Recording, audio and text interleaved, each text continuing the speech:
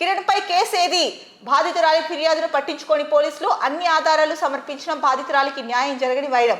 పైగా ఉల్టా కేసుతో బాధితురాలి అరెస్టు.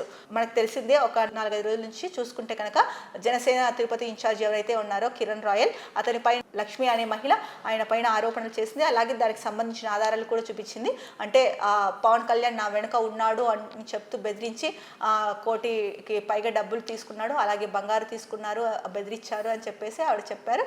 సో దాన్ని ఆవిడ బయట మీడియా ముందు పెట్టారు. సో ఇప్పుడు నేను ఆర్థిక ఇబ్బందుల్లో పడ్డాను, సో నేను సూసైడ్ చేసుకుంటా అని చెప్పేసి ఒక వీడియో అయితే కనుక రిలీజ్ చేశారు. సో ఈ నేపథ్యంలో ఏదైతే ఈ కిరణ్ రాయల్ ఉన్నారో, ఈ కిరణ్ రాయల్ పైన కేసు కూడా అంటే బాధితురాలు ఫిర్యాదు చేశారు ఈ కిరణ్ రాయల్ పైన. సో బాధితురాలి ఫిర్యాదులు పట్టించుకోలేదు పోలీసులు అని చెప్పేసి ముఖ్యంగా సాక్షి పేపర్లో అయితే ఇచ్చారు.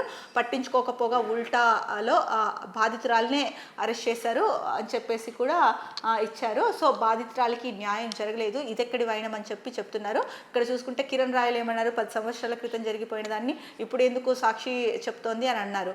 మరి ఆ తర్వాత చూసుకుంటే కనుక కిరణ్ రాయల్ ఎవరైతే లక్ష్మి గారు ఉన్నారో వాళ్ళ ఇంటికి వెళ్ళిన సీసీ ఫుటేజ్ అది బయటకు వచ్చిన తర్వాత సో వాళ్ళ ఇంటికి వెళ్ళడం రావడం ఇదంతా కూడా ఆ సీసీ క్యామ్స్లో రికార్డ్ అయింది.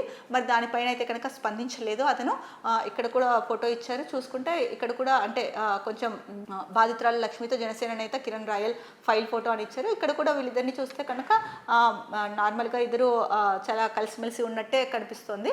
మరి ఇలాంటప్పుడు కిరణ్ రాయల్ పైన ఎందుకు పోలీసులు చర్యలు తీసుకోలేదు?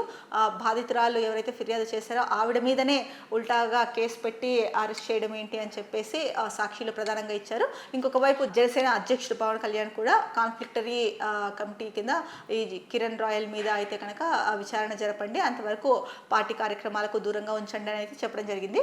మరి పోలీసులు ఎందుకు ఇలా వ్యవహరిస్తున్నారు అన్నదైతే కనుక చాలా మందికి ఇప్పుడు అర్థం కాని ప్రశ్న ప్రజల్లో.